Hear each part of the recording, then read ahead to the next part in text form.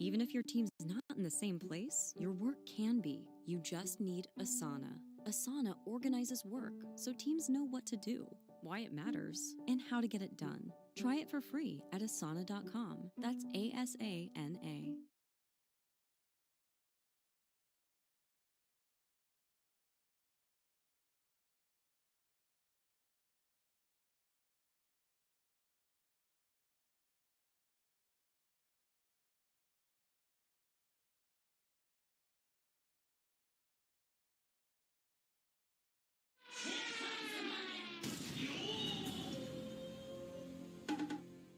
Welcome back, boys and girls, to the next episode of the Dankest Trade series.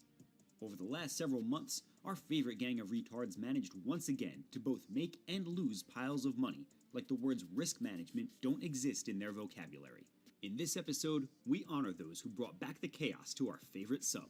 And if you just can't get enough sauce, come join Mikey Millions on Tendies, the new iOS app that guarantees an unparalleled experience in degeneracy. I couldn't be more proud to be a member of this project, currently under development by your favorite Wall Street Bets mod and supported by OG members of the community.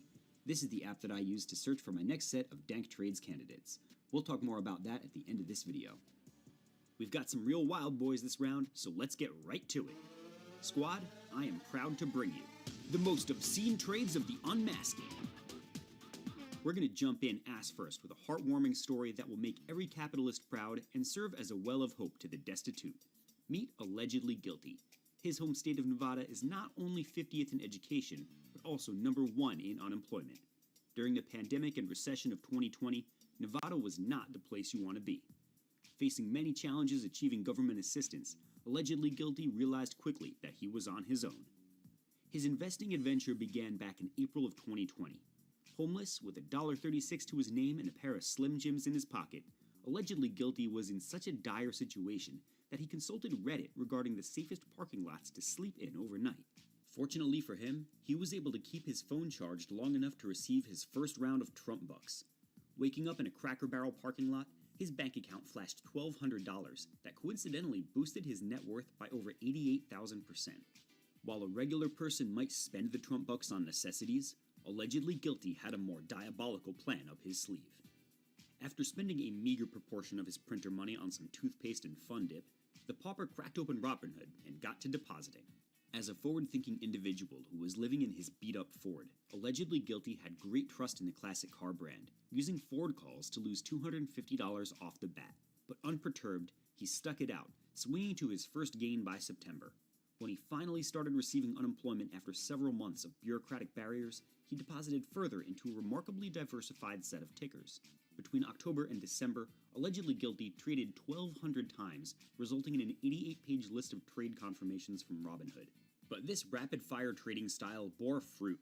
By trading stock options on public Wi-Fi, rapidly flipping options on Boeing, Ford, and Carnival Cruise, and dumping unemployment checks into the market, Allegedly Guilty managed to bring his account value to almost $13,800 by March of 2021. Although Allegedly Guilty has never owned permanent housing, he took some gains to buy himself his first pair of sneakers since 2019, and first pair of Jordans and a jersey ever in life. As Redditor Excellence describes, give a man some money and he survives. Give him some money and a WSB account and he will be a valuable retard. There's no better way to put it. Allegedly Guilty is guilty of only one thing: pulling himself up by his jockstraps. Best news of all, as of August 10th, our man is still not homeless. He apparently can't afford a decent apartment, but it sure beats a car. We aim very low here. Congratulations on becoming less poor, my man. Let's move on to obscene trade number 4. By early July of 2021, people from almost all US states had put down their Cheetos and beer and emerged from their quarantines approximately 20 pounds heavier. While the traditional investor sought the so-called reopening plays to take advantage of resurging businesses, a particularly audacious investor by the name of Unhappy Dish 8786 had another idea. He believed that Americans who grew fat during lockdown would need new jeans of a larger size, and thus would have spent the early summer purchasing new pants. Unhappy Dish expected that as a result of this purchase spree, Levi's specifically would have a blowout quarter, fueled entirely by new land whales buying new pants. This extremely specific play seemed like a Mensa level of analysis, at least to Unhappy Dish. So he did what a man's gotta do, and dropped his entire $46,000 portfolio, plus the use of margin, on 1,978 Levi calls at various strikes between 30 and 36, because you gotta stay diversified. At the time of his purchase, Levi was trading for about $27, and Homeboy's lowest strike was right at Levi's all-time high. But to Unhappy Dish, this was no obstacle. He eagerly awaited earnings on July 8th. To the bad man's pleasure, Levi's did indeed announce a pants-ripping quarter with unexpectedly thick earnings. The philosopher's analysis was actually spot on, with the company announcing a new cycle of denim, aka bigger pants, flying off the shelves. But Unhappy Dish's smug look got wiped off his face real quick when Levi's shit its pants at market open. Rather than rocket up on the news, Levi's actually dropped over $1. Since the market is forward-looking, analysts agreed that everyone was already done buying their new pants, so there was no impetus for the company to perform any better next quarter. Ivy Crush set in immediately, and by market close, Unhappy Dish was looking at more than a 100% loss. His use of margin put him almost $5,000 in the hole when his calls got flattened. As his flair forever reads, he will forever be the 101.25% daily loser. But to us, he's a hero. Good luck finding your size at Salvation Army, Unhappy Dish. And now, let's move on to obscene trade number 3. Proper financial advisors always recommend maintaining a diverse portfolio catered to the investor's personal risk tolerance. But one of our trademarks at Wall Street Bets is that we don't want to just die rich. We want to live rich, and sometimes that means throwing away all concept of risk management. An example of such degeneracy is Unlucky Abroad 4877. Having built a successful $378,000 net worth, our man went through some reflection and realized if he could just triple his net worth, he'd be a bona fide millionaire. $1 million is much better than $378,000, so Unlucky sought to get lucky. With no interest in diversification, our hero threw his entire life savings into calls on a stock he connected with personally, the Oriental version of Amazon, Alibaba. Although the madman provided very little context to his trade, we can assess based on his screenshots that he purchased in-the-money calls on Alibaba just before Chinese holiday Cinco de Mayo. At the time of purchase, Alibaba was trading for about $220. Unlucky appears to have put all $378,000 into calls expiring 8 months later at the $200 strike. Although Alibaba had been drifting lower for the previous 3 months, the big shot was confident that the time for a reversal was now. Surely, Jack Ma and Winnie the Pooh would reconcile their differences and restore Alibaba to its glory in honor of the great CCP. But it would not be so. Every single day since that fateful morning in May, Unlucky's portfolio has sported the blood-red garland of the Communist Party. China's crackdown on big tech has pummeled tech giants like Tencent and Alibaba, to the point where Chinese billionaire and Alibaba CEO Jack Ma was literally presumed dead, just like Unlucky's calls. The unrelenting meltdown shaved off his value with a fine razor, stripping our homeboy's calls down from a cumulative $376,000 to $76 grand, an 80% loss. Although this is still more than most Wall Street Bets players have to their names, Unlucky indicates no evidence of intent to sell until he breaks even, which is just not going to happen. Barring a great leap forward for Alibaba, this position is as good as gulagged. Unlucky is clearly being a drama queen about his life being over, and I encourage him to look on the bright side. A $300,000 loss is precisely 100 years of tax write-offs.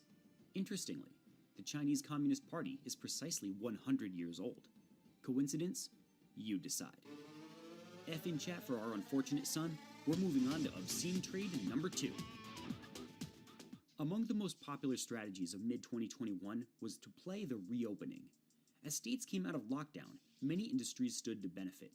Among them was perhaps the most obvious, the transportation industry. Banking on pent-up demand for travel, a remarkably rich trader by the name of Lucky Skills decided that this opportunity to get in on airlines before they took off from the tarmac was not to be missed. He reasoned that the market would love to see people paying for their carry-ons once again, and surely the airline industry would reapproach the clouds. Wild Boy determined that American Airlines, literally the worst airline in the US, would stand to benefit the most from reopening. Apparently he thought hedge funds were manipulating American Airlines down, and they would soon be forced to relent. No other explanation was possible for a debt-laden airline stock to go down during a global pandemic. Based on this extensive DD, Skills threw $250,000 each into American Airlines shares and calls, with varying strikes as high as $30. That's right where the stock was in 2019 before it lost a few $billion in 2020. When he bought his position in the middle of June, American Airlines was trading in the mid-20s and appeared intent on testing new highs. This looked like a winning bet, but unfortunately for Flyboy, the Greek alphabet got to work and unleashed COVID's Delta variant, threatening to ground all aircraft once again. As investors got the jitters, the entire airline industry began steadily dropping altitude, dragging Homie's account down with it. But such a lockdown had not come to pass by July. Although his calls were rapidly losing value, Skills determined that the stock was being manipulated down by shadowy forces once again. No other explanation made sense. With undeserved confidence, Lucky made a fatal mistake. He sold all of his shares and dumped the cash into more calls expiring in mid-August. His Reddit posts and comments become gradually more deranged as American Airlines continued its descent into the low 20s. At no point did he believe American Airlines could go down without manipulation. And he believed it until the last minute, when his final call option crashed and burned, expiring totally worthless. $500,000 was gone. And Lucky Skills, who had neither luck nor skills, prepared to declare bankruptcy. Pro tip, guys, there are no hedge funds out to get you. If you have lost money every single day between June and August, put your money into a high-yield savings account instead. You are not good at things. But if you're going to lose money, make sure to post it so at least you can get that sweet karma. Congratulations on the upvotes, Lucky. And now the moment we've waited for, the most obscene trade of the unmasking. My friends, we all start off as noobs. We all make mistakes. We learn our lesson. And one of the lessons is, you can't mix your politics with your trades. You don't like Trump? Don't buy puts on SPY thinking you'll piss him off. He doesn't even know who you are. You don't like iPhones?